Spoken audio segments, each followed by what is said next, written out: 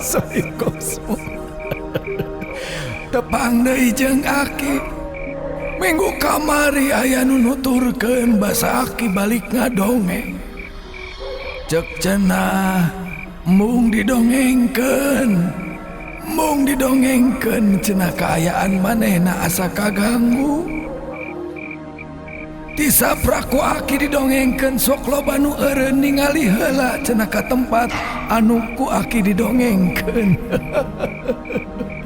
Sohib Kosmo, lamun Sohib Kosmo ngaliwatan hiji tempat anu katingali aheng, jika nu rame cantang tuh eta tempat teh rame, padahal bisa jadi eta teh lain jelema, tapi makhluk-makhluk anu mungkin wae eta teh teu aya di dunia ieu. Tapi beda alam jeung urang. Hiji waktu babaturan Aki ngaliwat ka Tegalega dina waktu anu salah. Cek manehna mah tengah peuting teh jiga rame aya acara.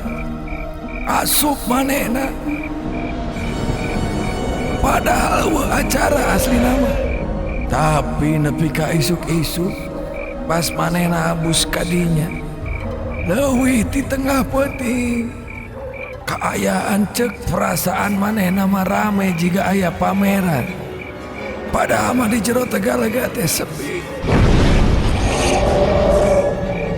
Malah mah isukna kapanggi.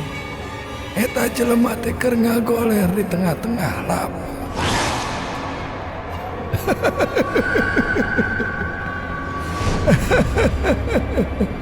Tegalega ge aya nu nungguanana.